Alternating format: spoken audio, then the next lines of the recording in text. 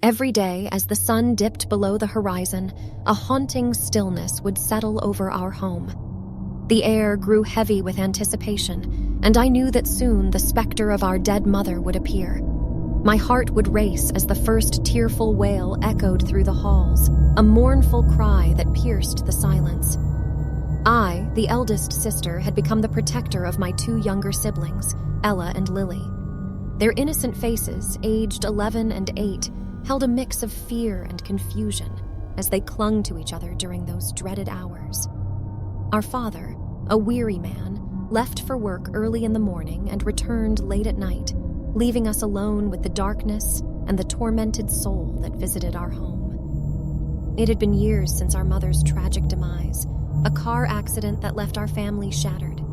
But even in death, her presence clung to our home like a suffocating fog.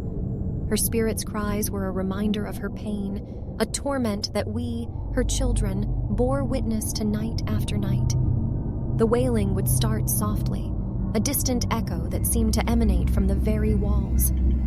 As the minutes stretched on, the cries would intensify, becoming a chilling crescendo of agony. I would gather my sisters close, wrapping my arms around them, desperately trying to shield them from the terror that gripped our home. Ella's eyes would fill with tears, and Lily would tremble with fear. I would hush them, my own heart racing, as we sat in the dimly lit living room, waiting for the ordeal to pass. There was no escape from the bone-chilling cries, no way to drown out the sound that echoed through the depths of our souls. In those haunting moments, I felt an overwhelming sense of helplessness. I couldn't protect my sisters from the malevolent spirit that had once been our mother. I couldn't shield them from the raw, unfiltered pain that seeped through the walls, threatening to consume us all. One night, as the cries reached a deafening pitch, I decided that enough was enough. Clutching a faded family photo, I mustered the courage to confront the tormenting spirit. With my sisters huddled close behind me, I walked toward the source of the ethereal cries, the hallway that led to our mother's old room. The air grew frigid as we approached the closed door, the cries now so intense that I could feel them vibrating through my bones. I pushed open the door, my heart pounding, and there she stood, a ghostly figure draped in tattered white, her eyes pools of darkness. "Mom?" I whispered, my voice trembling. The spirit turned toward me, her face twisted in anguish. Her cries became more desperate, her spectral form flickering in and out of existence.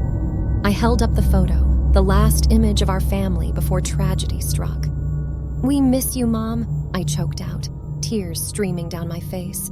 "We're in pain too, and your torment is tearing us apart." The spirit's cries began to soften, and for a brief moment I thought I saw a flicker of recognition in her eyes. The air seemed to shift, and her spectral form began to dissipate. "We love you," I whispered, my voice filled with longing. And then, in a final heart-wrenching wail, the spirit vanished, leaving behind an eerie silence that was both unsettling and liberating. The weight that had pressed down on our home lifted, and for the first time in years, the air felt lighter, as if our mother's tormented soul had finally found peace. As the nights passed, the haunting cries ceased, and a semblance of normalcy returned to our lives.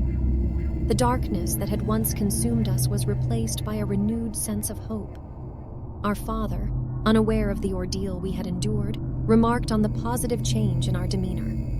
With each passing day, I watched as my sisters' smiles returned, and the light began to shine in their innocent eyes once more. We had faced the darkness together, and in doing so, we had emerged stronger, united by a bond that transcended both life and death. Though the scars of that haunting ordeal remained, they served as a reminder of our resilience and the power of love to overcome even the most malevolent of forces. Our mother's spirit had found solace, and in her absence, our family found a new strength, forged in the crucible of darkness and fear. And as we moved forward, forever changed by our encounter with the supernatural, I held on to the belief that even in the face of the most terrifying horrors, love would always be our guiding light.